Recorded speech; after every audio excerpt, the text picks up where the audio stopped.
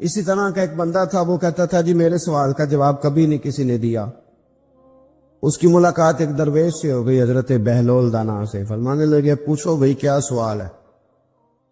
کہنے لگا بابا میرے 3 سوال ہیں۔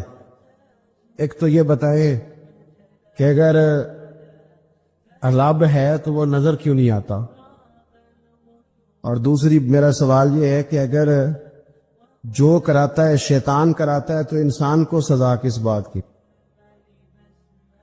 اور تیسری بات یہ کہ آپ کہتے ہیں کہ شیطان جن ہے، آگ سے بنا ہے، تو اسے بھی آگ میں ڈالا جائے گا تو آگ کو کیسے جلائے گی؟ تو حضرت بہلول دانا تھوڑا سا سوچنے لگے تو اس نے بڑی سخت بات کی، کہنے لگا مجھے پتا تھا جواب آپ کو بھی کوئی نہیں آتا۔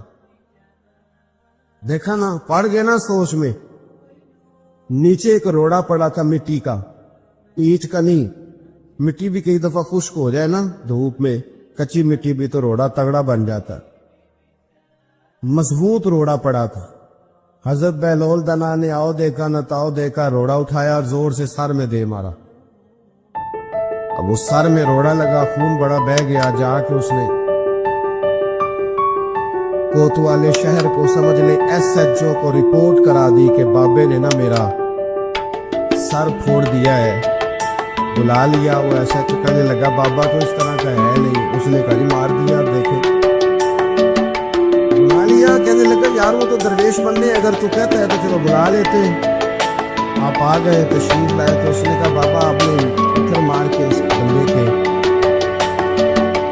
سر کو توڑ دیا ہے۔ تو حضرت بہلول دانا کہنے لگے نہیں میں نے تو نہیں توڑا، میں نے تو اس کے 3 سوالوں کا ایک جواب دیا۔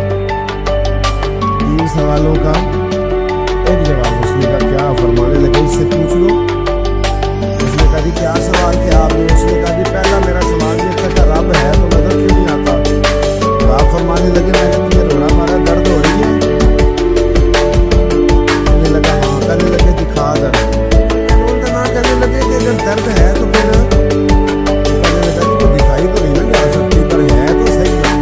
آپ فرمانے لگے رب ہے پر دکھایا تو نہیں جا سکتا،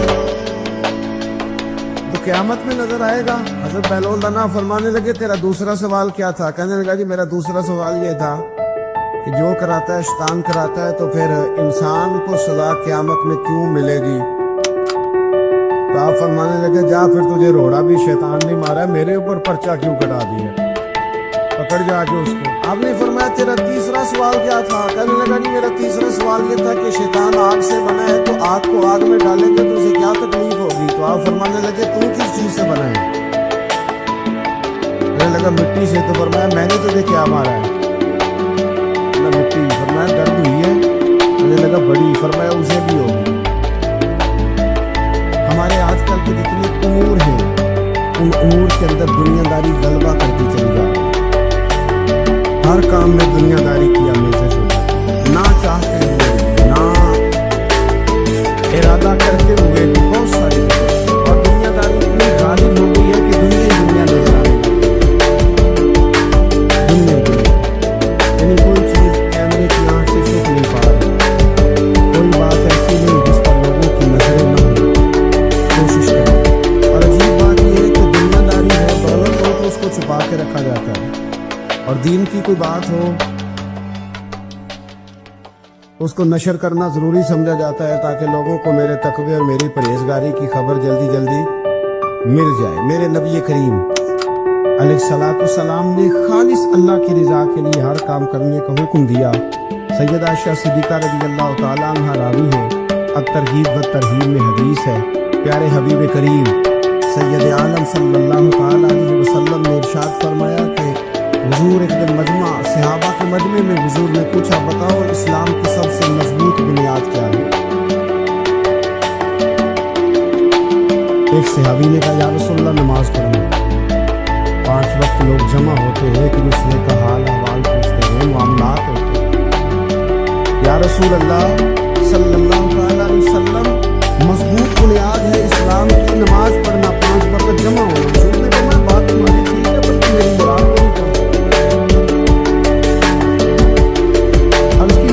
کرنا مختلف رنگ، مختلف نسلیں، مختلف قبیلے، مختلف بولیاں،